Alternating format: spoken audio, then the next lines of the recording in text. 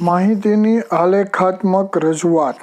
હવે વિદ્યાર્થી મિત્રો, આપણે આગળ જોશું માહિતીની આલેખાત્મક રજૂઆત, ગ્રાફિકલ રિપ્રેઝેન્ટેટિવ ઓફ ડેટા.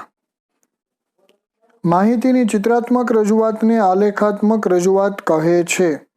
ચિત્રાત્મક એટલે આપણે સ્તંભ દોરીને આપણે માહિતીની રજૂઆત કરશું, એટલે માહિતીની આલેખાત્મક રજૂઆત કહે છે. આપણે 3 પ્રકારની ચિત્રાત્મક રજૂઆત અંગે અભ્યાસ કરીશું. 3 પ્રકારના આપણે અહીંયા ગ્રાફ દોરવાના છે, આલેખ દોરવાના છે, એટલે કે ચિત્રાત્મક રજૂઆત કરવાની છે. જેમાં પહેલું છે લંબાલેખ, બીજું સમાન પહોળાઈ અને અસમાન પહોળાઈના સ્તંભાલેખ, અને ત્રીજું આવૃત્તિ બહુકોણ. આપણે ત્રીજું શું છે? આવૃત્તિ બહુકોણ. હવે આ 3 આલેખ આપણે અહીંયા રજૂ કરવાના છે. લંબાલેખ, સમાન પહોળાઈ અને અસમાન પહોળાઈના સ્તંભાલેખ અને આવૃત્તિ બહુકોણ. હવે લંબાલેખમાં જોઈએ કે જેમાં સામાન્ય રીતે સમાન પહોળાઈવાળા લંબચોરસ કે જુદા જુદા ચલો દર્શાવી તેને એક અક્ષ પર, ધારો કે એક્સ અક્ષને સમાન અંતરે દોરવામાં આવે છે, એવી માહિતીને ચિત્રાત્મક રજૂઆત એ લંબાલેખ છે. બીજો અક્ષ, ધારો કે વાય અક્ષ પર ચલનું મૂલ્ય દર્શાવવામાં આવે છે. લંબચોરસની ઊંચાઈ તેના ચલની કિંમત પર આધારિત છે. ચલની જે કિંમત હોય એના ઉપર લંબચોરસની ઊંચાઈ આધારિત હોય. લંબાલેખમાં જ્યારે આપણે સ્તંભ દોરીએ ત્યારે પણ એક્સ અક્ષ ઉપર સમાન અંતરે જ આપણે ચલને દર્શાવવાના હોય છે. પણ ચલની જે કિંમત હોય એ વાય અક્ષ ઉપર હોય, તો વાય અક્ષ ઉપર જે લંબચોરસની ઊંચાઈ છે એ ચલના કિંમતના આધારે હોય છે. આપણે જોઈશું લંબાલેખ, ત્યારે હું તમને જણાવીશ કે આપણે આ જે છે એ લંબાલેખ એટલે કે બાર ગ્રાફ કહેવાય એને. હવે આગળ છે સ્તંભાલેખ. આ આલેખ એ લંબાલેખની આલેખાત્મક રજૂઆત જ નું સ્વરૂપ છે. આલેખ જે છે એ લંબાલેખના આલેખાત્મકનું જ સ્વરૂપ છે, પરંતુ તે સતત વર્ગો માટે વપરાય છે. સ્તંભાલેખ 2 પ્રકારના હોય છે: સમાન પહોળાઈના સ્તંભાલેખ અને અસમાન પહોળાઈના સ્તંભાલેખ. લંબાલેખની અંદર કેવું હોય કે ભાઈ આલેખાત્મક રજૂઆત છે અને એ જ રીતનો પાછો સ્તંભાલેખ થાય છે, પરંતુ તે જ સતત વર્ગો માટે વપરાય છે. પણ સ્તંભાલેખના 2 પ્રકાર હોય છે: સમાન પહોળાઈના સ્તંભાલેખ અને અસમાન પહોળાઈના સ્તંભાલેખ. સમાન પહોળાઈના સ્તંભાલેખ. સ્તંભાલેખ દોરવા માટે એક્સ અક્ષ પર સમાન વર્ગ લંબાઈવાળા વર્ગના વર્ગ સીમાઓ અને વાય અક્ષ પર આવૃત્તિઓને યોગ્ય પ્રમાણમાં વડે દર્શાવવામાં આવે છે. એટલે એક્સ અક્ષ ઉપર હું તો કે વર્ગ લંબાઈ અને વાય અક્ષ ઉપર હું આવશે આવૃત્તિ. આ સ્તંભાલેખ માટે દરેક વર્ગ ઉપર તે વર્ગની આવૃત્તિ પ્રમાણમાં ઊંચાઈ ધરાવતો સ્તંભ દોરવામાં આવે છે. આ સ્તંભાલેખ માટે દરેક વર્ગની ઉપર તે વર્ગની આવૃત્તિના પ્રમાણમાં ઊંચાઈ ધરાવતો સ્તંભ દોરવામાં આવે છે. સ્તંભની સંખ્યા વર્ગની સંખ્યા જેટલી હોય છે. હવે સ્તંભની સંખ્યા કેટલી હોય તો કે વર્ગ જેટલા આપ્યા હોય એટલી સ્તંભની સંખ્યા હોય. આ રીતે મળતી આકૃતિની સમાન પહોળાઈનો સ્તંભાલેખ કહે છે. આ સ્તંભાલેખનો દરેક સ્તંભ લંબચોરસ છે, જેનો પાયો વર્ગ લંબાઈ છે અને ઊંચાઈ તેને અનુરૂપ આવૃત્તિ જેટલી હોય છે. આ હતું સમાન પહોળાઈના સ્તંભાલેખ. હવે આ બાજુ જોઈએ, જમણી બાજુ અસમાન પહોળાઈના સ્તંભાલેખ. અસમાન પહોળાઈ હોય એનો સ્તંભાલેખ દોરો. ત્યારે અસમાન વર્ગ લંબાઈવાળા આવૃત્તિ વિતરણનો સ્તંભાલેખ દોરવા માટે લંબચોરસની લંબાઈને પ્રમાણસર બનાવવી પડે છે. લંબચોરસની ઊંચાઈ પ્રમાણસર બનાવવા માટે એટલે કે સમપ્રમાણ આવૃત્તિ માટે નીચેનું સૂત્રનો ઉપયોગમાં લેવામાં આવે છે. એને આ સૂત્ર છે એમાં સમપ્રમાણ આવૃત્તિ કરીને આપણે લખી શકાય કે સમપ્રમાણ આવૃત્તિ બરાબર આપેલ વર્ગની આવૃત્તિ છેદમાં આપેલ વર્ગની વર્ગ લંબાઈ ગુણ્યા સૌથી ઓછી લંબાઈવાળા વર્ગની વર્ગ લંબાઈ. સૌથી ઓછી લંબાઈવાળા વર્ગની વર્ગ લંબાઈ એટલે ઓછી વર્ગ લંબાઈ હોય એ આપણે લેવાનું. આપેલ વર્ગની આવૃત્તિ ને આપેલ વર્ગની વર્ગ લંબાઈ. આ પ્રકારના સ્તંભાલેખમાં લંબચોરસની પહોળાઈ જુદી જુદી હોય છે અને લંબચોરસનું ક્ષેત્રફળ આવૃત્તિના સમપ્રમાણમાં હોય છે. લંબચોરસનું ક્ષેત્રફળ એ આપણે આવૃત્તિના સમપ્રમાણમાં હોય છે. હવે આગળ જોઈએ આવૃત્તિ બહુકોણ. આવૃત્તિ બહુકોણ એટલે કે આવૃત્તિ વિતરણના દરેક વર્ગની મધ્ય કિંમતને x અક્ષ પર દર્શાવવામાં આવે છે અને જે તે મધ્ય કિંમતવાળા વર્ગની આવૃત્તિને y અક્ષ પર દર્શાવવામાં આવે છે. વર્ગની મધ્ય કિંમતને x અક્ષ ઉપર કેમાં આવૃત્તિ બહુકોણ ફ્રીક્વન્સી પોલિગન અને મધ્ય કિંમતને x અક્ષ ઉપર અને મધ્ય કિંમતવાળા વર્ગની આવૃત્તિને y અક્ષ પર દર્શાવવામાં આવે છે. વર્ગની મધ્ય કિંમત ક્લાસ માર્ક ઉધર્વ સીમા પ્લસ અધઃ સીમા ભાગ્યા 2. એટલે આ વર્ગની મધ્ય કિંમત મેળવવા માટેનું સૂત્ર છે કે ભાઈ ઉધર્વ સીમા પ્લસ અધઃ સીમા ભાગ્યા 2. નીચે જોઈએ આ ક્યારે ઉપયોગમાં આવશે સૂત્ર આવૃત્તિ બહુકોણ. આગળ જે જોયું સમપ્રમાણ આવૃત્તિ ક્યારે સ્તંભાલેખ દોરો ત્યારે. એટલે આવૃત્તિ બહુકોણ આપ્યું હોય તે પાછું સમપ્રમાણનું સૂત્ર મુકાય જાય અને સમપ્રમાણ આપ્યું હોય તે વર્ગની મધ્ય કિંમત વાળું ન મુકાય જાય. એ આપણે ખાસ ધ્યાન રાખવું પડશે. જોઈએ પ્રથમ વર્ગની પહેલાના સંભવિત વર્ગની મધ્ય કિંમત અને અંતિમ વર્ગ પછીના સંભવિત વર્ગની મધ્ય કિંમત પણ આલેખ પર દર્શાવવામાં આવે છે.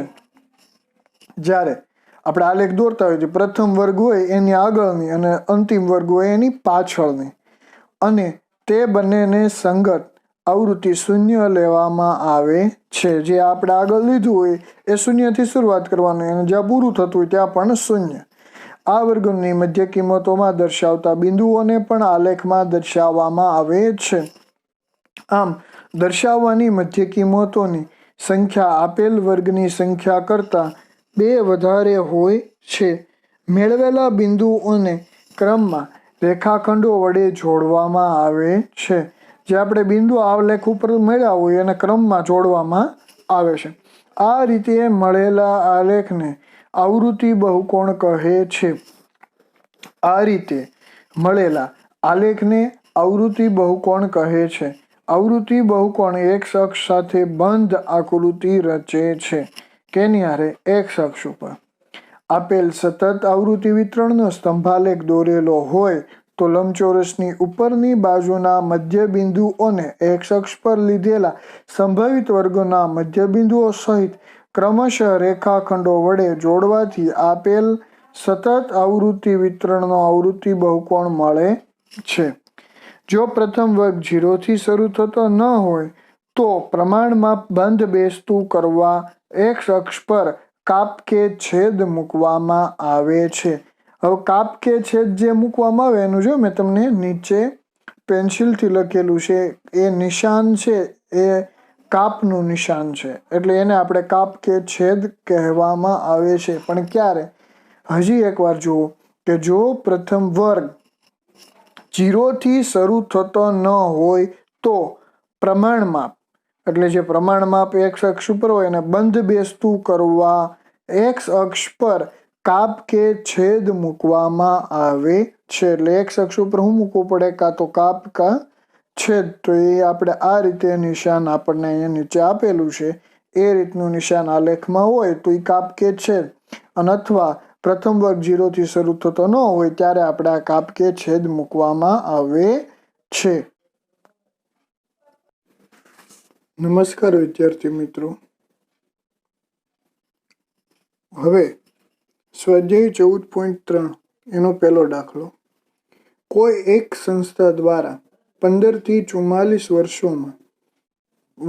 વર્ષોમાં વચ્ચેની વયવાળી સ્ત્રીની માંદગી અને મૃત્યુના કારણ શોધવા માટે કરવામાં આવેલા વિશ્વવ્યાપી સર્વેક્ષણના નીચે પ્રમાણેના આંકડા ટકામાં મળ્યા હતા. પહેલું, પ્રજનન સ્વાસ્થ્ય સ્થિતિ. સ્ત્રીઓનો મૃત્યુ દર આપ્યો છે 31.8%. બીજું, જ્ઞાનતંતુ સંગત મનોવિકાર 25.4%, ઈજાઓ 12.4%, હૃદય અને રક્તવાહિકા તંત્રની સ્થિતિ 4.3, શ્વસન તંત્રની સ્થિતિ 4.1, અન્ય કારણો 22.0. ઉપર આપેલી માહિતીની આલેખાત્મક રજૂઆત કરો. વિશ્વમાં સ્ત્રીઓની માંદગી અને મૃત્યુ માટે કયું પરિબળ સૌથી વધુ કારણભૂત છે? અને ત્રીજું, તમારા શિક્ષકની મદદથી ઉપર 2માં દર્શાવ્યા સિવાયના અન્ય 2 મુખ્ય પરિબળો શોધવાનો પ્રયત્ન કરો. આપણે અન્ય 2 પરિબળો પણ અહીંયા મેળવવાના છે, તો એ પણ આપણે જાણશું કયા 2 પરિબળો આપણે અહીંથી તારવી શકાય. તો આનું આપણે આલેખ દ્વારા એને રજૂ કરવાનું છે. તો આલેખાત્મક રજૂઆત કરવાની છે માહિતીની. તો આપણને એમ કીધું છે મુખ્ય 2 પરિબળ શોધવાનું કરો. જે બીજું આપણને આપ્યું તો એનું આપણે અહીંયા વાત કરી છે. તો અહીંયા સ્ત્રીઓના મૃત્યુદર અને માંદગી વિશેની માહિતી આપેલી છે. આ માહિતી આપણને કેમ આપી છે? ટકાવારીમાં. હવે એને આપણે આલેખ દ્વારા રજૂ કરવાની છે. તો આપણે દોરીએ આલેખ. તો અહીંયા આપણે એક્સ અક્ષ ઉપર આપણે દર્શાવેલ છે કારણો, પહેલું, બીજું, ત્રીજું, ચોથું, પાંચમું, છઠ્ઠું, જે કારણ આપણને રકમની અંદર ક્રમમાં આપેલા છે એ પ્રમાણે આપણે અહીંયા એક્સ અક્ષ ઉપર આપણે અહીંયા કારણો દર્શાવેલ છે. હવે વાય અક્ષ પર સ્ત્રીઓના મૃત્યુદર આપણે ટકામાં અહીંયા આપેલા છે. વાય અક્ષ ઉપર 2, 4, 6, 8, 10, 12, 14, 16, 18, 20, 26, 28, 30 અને 32 અને 36 આપણે ત્યાં સુધી લીધેલા છે. તમને અહીંયા દેખાતું હશે સ્ત્રીઓના મૃત્યુદર. હવે આપણે અહીંયા આલેખ બનાવીએ. તો પહેલું આપણને આપેલું છે પ્રજનન સ્વાસ્થ્યની સ્થિતિ. હવે પ્રજનન સ્વાસ્થ્યની સ્થિતિ 31.8% છે. તો આપણે અહીંયા 31 એટલે 30ની ઉપર 32 એની વચ્ચે કેટલા આવશે? 31. હવે 8 ક્યાં આવશે? તો કે અડધું ખાનું છે એના કેટલા ગણાશે? ટોટલ અઢી ખાના 31 થાય. પછી આ 4 ને 4 8 ને પછી 2 આપણે દર્શાવવાના છે 31.8. એટલે જે છેલ્લું ખાનું આવશે ત્યાં આ રીતે આપણને આવશે. આ રીતે છેલ્લું ખાનું જે આ 32નું ખાનું અટકશે એ ખાનામાં વચ્ચે આપણે લીટી દોરવાની થશે. આ પહેલું છે. કઈ વસ્તુ છે? પ્રજનન સ્વાસ્થ્યની સ્થિતિ. આ પહેલો સ્તંભ. હવે એ જ રીતે આપણે બીજો સ્તંભ લેવાનો છે. બીજા સ્તંભની અંદર જ્ઞાનતંતુ સંગત મનોવિકાર. એ ક્યાં સુધી દર્શાવવાનો છે? તો કે આપણે અહીંયા દર્શાવવાનો છે 25.4 સુધી. તો 25.4 ક્યાં આવશે? તો કે અહીંયા 24 અને 25ની વચ્ચે, 24 અને 25ની વચ્ચે, એટલે અહીંયા આમ લીટી કરવાની થશે આપણે. એટલે અહીંયા સુધીનો આપણે સ્તંભ દોરવાનો થશે. રેડી?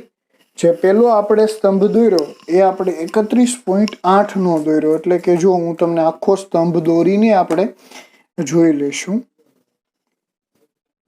આવી રીતે આપણે ઊભો સ્તંભ દોરી દેવાનો છે.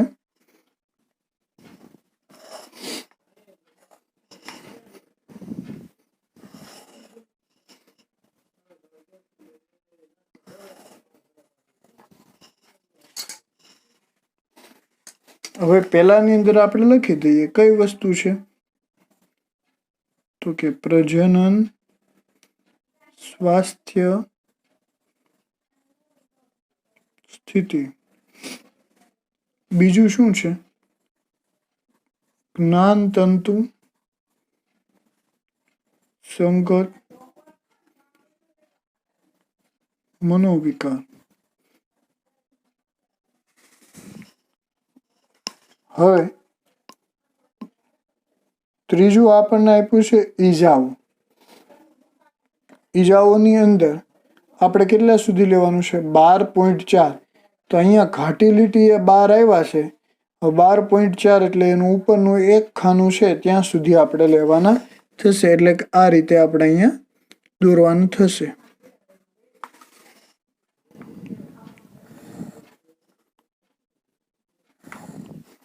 એની અંદર શું દર્શાવવાનું છે? ઈજાઓ. હવે ચોથું આપણને આપેલું છે હૃદય અને રક્તવાહિકા તંત્રની સ્થિતિ. કેટલા સુધી આપણે દર્શાવવાનું છે? 4.3 સુધી. તો અહીંયા 4 અને ઉપરનું ખાનું છે એમાં આપણે વચ્ચેથી લીટી કરી દઈએ. એટલે આ રીતે આપણે અહીંયા લીટી કરી છે ત્યાં આપણે દર્શાવવાનું છે. એકદમ નાનું ખાનું આવશે. આ કયું છે? તો કે હૃદય અને રક્તવાહિકાની સ્થિતિ. હવે એ જ રીતે પાંચમામાં પણ આપણે શ્વસન તંત્રની સ્થિતિ ક્યાં દર્શાવવાની છે? તો કે 4.1 એટલે 4ની લીટી છે એ ફીટોફીટ લીટી એ દોરવાનું, પણ થોડું ઉપરની સાઈડ રાખવાનું, કેમ કે માઇનોર 4.1 ઉપર આવશે આની અંદર. એટલે આપણે એ રીતે રાખવું પડશે. હવે અહીંયા ઉપર લખી નાખીએ, કેમ કે સ્તંભ તો નાનો છે. હૃદય અને રક્ત વાહિકા તંત્રની સ્થિતિ. જ્યારે અહીંયા આપણને કઈ વસ્તુ છે? શ્વસન તંત્રની સ્થિતિ. હવે છેલ્લું છઠ્ઠું અન્ય કારણો. હવે અન્ય કારણો આપણે ક્યાં દર્શાવવાના છે? તો કે 22 સુધી લેવાના છે. એટલે અહીંયા સુધી આવશે 22ની જે લીટી છે ત્યાં સુધી. તો સૌ પ્રથમ આપણે પહેલા આડી લીટી કરી દેવાની, ત્યારબાદ આપણે ઊભી લીટી કરી દઈએ. હવે અહીંયા આપણે શું દર્શાવવાનું છે?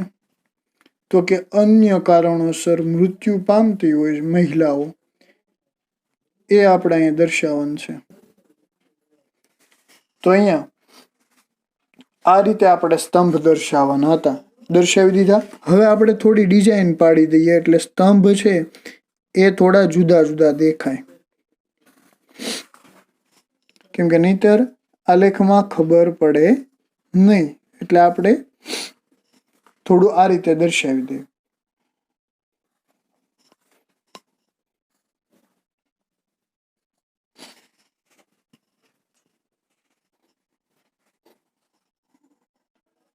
તો આ રીતે આપણે દર્શાવી દઈએ એટલે ખ્યાલ આવી જાય ક્યાં સ્તંભ છે. આલેખની અંદર દેખાય આપણને સ્તંભ. જ્યાં લખાણ છે ત્યાં આપણે રહેવા દીધું. તો પણ જુઓ, તમને સ્તંભ કમ્પ્લીટ દેખાશે. અહીંયા દેખાય છે વિદ્યાર્થી મિત્રો? તો આ રીતે આપણે આલેખ આપણે બનાવવાના છે. હવે ઘણી વાર કેવું થાય કે આપણને અહીંયા ઉપર જ્યાં આલેખ દોરો આખો કમ્પ્લીટ, અહીંયા આપણને વાય અક્ષ ઉપરનું પ્રમાણ માપ લખવાનું કે 1 સેમી બરાબર જે આપ્યું હોય તો કે 2% અહીંયા લેવાના છે. આને કહેવાય પ્રમાણ માપ. ઘણાને અહીંયા એક્સ અક્ષ ઉપર જે આ રીતે લખવાનું થશે. આ રીતે જે લખ્યું કે એક્સ અક્ષ 1 સેમી બરાબર 2%, આ રીતે પ્રમાણ માપ અહીંયા ઉપર દર્શાવે છે. હવે જેને દર્શાવતા હોય એને દર્શાવવાનું, જેને નથી દર્શાવતા તો એને નહીં દર્શાવવાનું. એ રીતે આપણે અહીંયા લેવું પડશે, કેમ કે ઘણી સ્કૂલોમાં આ વસ્તુ ન દર્શાવેલી હોય તો પણ ચાલે, ઘણામાં ફરજિયાત દર્શાવવાનું થાય. હકીકતમાં આ દર્શાવવું જરૂરી છે કે વાય અક્ષ ઉપર તમે 1 સેમી બરાબર કેટલી વસ્તુ લીધેલી છે. આ જે છે એ વાય અક્ષ છે. કયો અક્ષ છે? વાય. નીચેની સાઈડ વાય ડેશ, આ બાજુ એક્સ, એટલે કે જે આલેખ છે એમાં આ બાજુ આપણે એક્સ અને આ બાજુ એક્સ ડેશ. તો આ રીતે આપણે અહીંયા આલેખમાં દર્શાવવાનું હતું. તો અહીંયા આપણે આલેખ આ દર્શાવ્યો, એમાં માંદગીના કારણો આપણે અહીંયા દર્શાવ્યા. કેટલા હતા? 6. તો 6 કારણો આપણે લઈને આખો આલેખ તૈયાર કર્યો, જે તમને સ્ક્રીન પર જોવા મળે છે. હું આપણે એનો આખો ફોટો તમને સ્પષ્ટ રીતે આખો ફોટો આવશે એ રીતે આપણે અહીંયા મૂકી દઈશું, એટલે તમને ખ્યાલ આવી જાય કે આખો આલેખ કઈ રીતે બન્યું. હવે આગળના 2 પ્રશ્ન હતા એનો જવાબ કે વિશ્વમાં સ્ત્રીઓની માંદગી અને મૃત્યુ માટે કયું પરિબળ સૌથી વધુ કારણભૂત હતો? સૌથી વધુ પરિબળ કયું હતું? તો કે પ્રજનન અને સ્વાસ્થ્યની સ્થિતિ. કેમ કે આનો સ્તંભ કેવો હતો? સૌથી ઊંચો. તો સૌથી વધુ કારણભૂત કયું ગણાય? આ જ વસ્તુ કહે તો કે પ્રજનન અને સ્વાસ્થ્યની સ્થિતિ એ સૌથી વધુ કારણભૂત હતી. કેના માટે? તો કે સ્ત્રીઓના મૃત્યુ દર માટે. હવે અન્ય આપણે મુખ્ય 2 પરિબળોમાં કયું એવું હતું કે જે વધારે કારણભૂત હતું? તો કે અહીંયા આપણને કીધેલું છે, આલેખની અંદર આપણે જોયું તો એમાં અપૂરતું પોષણ છે. અપૂરતું પોષણ એટલે કે 22 જે આપણે લીધું એ અન્ય કારણો છે, અને જરૂરી સ્વાસ્થ્ય સેવાઓનો અભાવ. આ 2 વસ્તુઓના લીધેથી જ આ બધા મૃત્યુ થયા. નહીં તો આ વસ્તુ થાય જ નહીં. તમે સમજો, અપૂરતું પોષણ હોય તો જ ઈજા પામે ને મૃત્યુ પામી જાય, કેમ કે એનામાં અમુક વસ્તુની ખોટ હોય. અને બીજું આપણે એમ કીધું જરૂરી સ્વાસ્થ્ય સેવાનો અભાવ, કેમ કે શ્વસનતંત્રની સ્થિતિના લીધેથી મૃત્યુ પામી જાય. નહીંતર જ્ઞાનતંતુ સંગત મનોવિકાર છે. તો આ બધાનો ઈલાજ શક્ય હોય, પણ એની આપણે ત્યાં જરૂરી સ્વાસ્થ્ય સેવાનો શું છે? અભાવ. એના કારણોસર આ મૃત્યુદર કેવો છે? વધારે. એટલે આ 2 કારણ પણ જરૂરી છે. હવે આપણને અહીંયા જે કીધું હતું એ વસ્તુ અહીંયા સાબિત થઈ બીજાની અંદર કે ભાઈ કયા 2 પરિબળો હતા? તો કે અહીંયા પ્રજનન સ્વાસ્થ્યની સ્થિતિ. તો સ્વાસ્થ્યની સ્થિતિ પ્રજનન હોય તો ત્યાં આપણે સ્વાસ્થ્ય સેવાનો અભાવ જ આવે ને. જે સ્વાસ્થ્ય સેવા જો આપણી સારી હોય તો જે સ્ત્રીઓમાં જે કંઈ ઘટતું હોય, મતલબમાં એને આ વિટામિનની કમી હોય કે આ વિટામિનની કમી હોય કે કંઈ પ્રોટીન છે કે એની કમી હોય, તો સ્વાસ્થ્ય સેવા જો આપણી સારી હોય તો રિપોર્ટ થઈને એને આપણે જણાવી શકીએ કે જેથી એની યોગ્ય ડૉક્ટર દ્વારા સલાહ લઈને એનું નિદાન કરાવી શકે. પણ અહીંયા એવું નથી થતું, એટલે સ્ત્રીઓનો મૃત્યુદર કેવો છે? અહીંયા વધારે છે. એટલે આ રીતનો આપણો આખો આલેખ હતો જે તમને અત્યારે સ્ક્રીન પર દેખાય છે. મળીશું આવતા લેક્ચરની અંદર. નમસ્કાર.